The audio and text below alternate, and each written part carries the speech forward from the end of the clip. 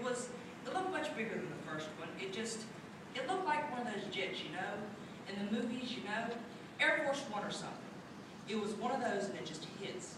It hit the building right there. I noticed enough to say to my class, "What was that?" Just sort of casually. I mean, I wasn't scared or alarmed. I just sort of said, "What was that?"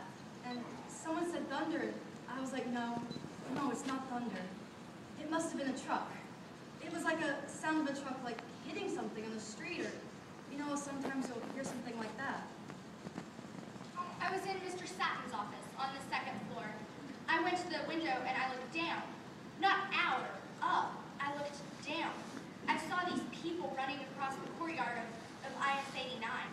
I thought a truck had crashed into the playground. I heard someone yell, so I went out on the bridge. And that's when I saw the gash, all the flames coming out. I went back inside and I turned on the television. They said it was a small commuter plane that had hit. The first thought was, oh, it's not terrorism. But when the second one hit, I knew. We didn't know what was going on, so when we see this psychopathic lady and she's running down the hallway like, "I need to call my mother! I need to call my mother!" And we didn't know what was going on, so we were like laughing at her. But then we heard that thing on the speakers, but we still thought it was just tiny and they were telling us out of respect, like when that guy died and we all had a moment of silence. But then I saw my friend and he was telling me like all this stuff he was seeing like out the windows, and I was just like, holy crap, this is big. There were students who came into my office to use the phone, to touch base with their parents, to see if they were okay. And there are actually a lot of them crowded into my room. Then the electricity went out momentarily. The lights started flickering and everyone screamed, dropped to the floor, frightened. I just tried to comfort them. Once we came out, we saw the big smoke.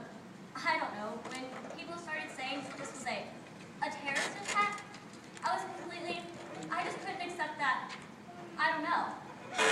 People say that sometimes your rationality fails you in a time of crisis. I never accepted that, not until that day. I just couldn't think correctly. I don't really know what to say, but the soot and the dust was so dense, we couldn't see anything. So I didn't know that both were, you know, down already. When it happened, I watched the buildings fall. I was at my house. I was sleeping when it was happening. I work nights. My wife was on the phone. She had called and woke me up. And she told me to turn on the TV. So I did. And I saw the planes hit, you know? It's unbelievable, you know? I was just thinking, this has got to be a dream. It has to be a dream. Well, I biked into school that morning, but it didn't happen while I was on my bike. I was in the social studies office, room 302, and I was like fiddling around on the computer. And if I heard the first impact, I didn't realize it. But I walked out in the hallway and I immediately noticed these kids were looking strange. In this room, I think it was Miss Kelly's room 304, they were like all clustered up by the window. And you know that's the big symbol that something's going down, if you see someone else looking. So Roman, one of my homeroom kids, came running out in the hallway and said something like, "Oh crap, Mr. Plaza, they were the World Trade Center again."